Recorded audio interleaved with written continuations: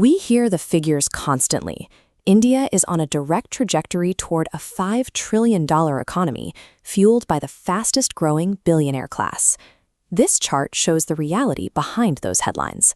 While GDP growth on the top axis is exponential, the bottom axis, tracking the lowest economic quartile, has flatlined. Millions of citizens remain entirely dependent on government food rations for their daily survival. This persistent poverty serves a specific function. The desperation of the average citizen acts as the primary fuel for political machinery. When a population is kept in survival mode, their focus is fixed on the next meal rather than the next decade. This dynamic preserves political control, but it effectively grounds the nation, preventing it from taking its next evolutionary leap. Democracy relies on informed choice, but that system shifts into a mobocracy when the majority of voters are economically desperate. A person struggling for basic necessities cannot prioritize research and development or long-term infrastructure. Instead, they are forced to vote based on immediate survival handouts or the familiar divisions of caste and religion. We have seen the consequences of this manipulation throughout history. By weaponizing that desperation, political actors can turn otherwise peaceful individuals into violent tribal crowds.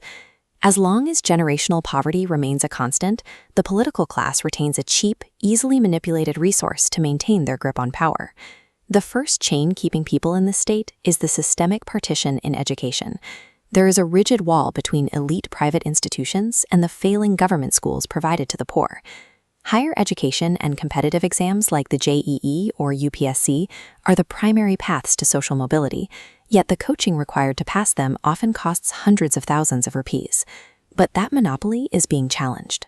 New models are providing top-tier competitive education for a fraction of what the industry traditionally charges. The results are immediate. Students from manual labor backgrounds, children of farmers and street vendors, are now clearing these elite exams on their first attempt. It highlights a grim reality. When the system keeps education expensive, the ability to rise in society becomes a luxury reserved for those who can afford the entry fee.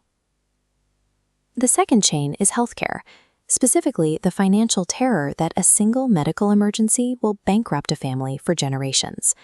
Look at the margins in private medicine. An X-ray film costs the hospital roughly 36 rupees. The bar on the right shows the markup patients actually pay in private facilities. This gap forces families to make an impossible choice: sell their ancestral land to pay for a basic scan, or risk a treatable illness becoming a death sentence. While the poor are crushed by these costs, the ultra-wealthy are remarkably hesitant to invest in the domestic research and development that would solve them. India possesses the world's largest thorium reserves. We have the raw materials to lead the world in energy production and industrial technology. Instead of funding local innovation to harness these resources, our conglomerates prefer the easier route, importing expensive foreign technology and passing the costs down. This creates a closed loop. The rich monopolize technology by importing it, while the poor remain too financially terrified by medical and educational bills to ever innovate or compete. This lack of domestic innovation makes the upcoming AI revolution particularly dangerous. There is already widespread panic over mass job losses across the IT sector.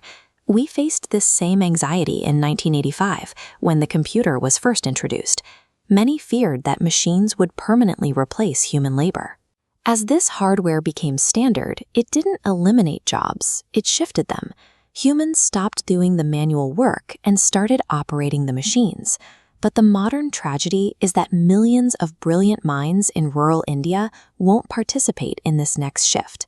They are currently walled off by the same medical and educational barriers that have existed for decades. A nation cannot lead the future of global technology while the majority of its population is still fighting 19th century battles for survival. To break this trap, the civilian population requires what we call the soldier's mindset. A soldier is able to focus entirely on the mission because the state has secured his family's needs. He knows their healthcare, education, and basic financial security are guaranteed back home. If the government secured these same basics, affordable staples, high-quality education, and accessible healthcare for the general population, the daily pressure of survival would vanish. Relieving 1.4 billion people of that burden changes their trajectory. It allows for a level of domestic creation that finally matches India's geopolitical ambitions. That is the true metric for becoming a superpower.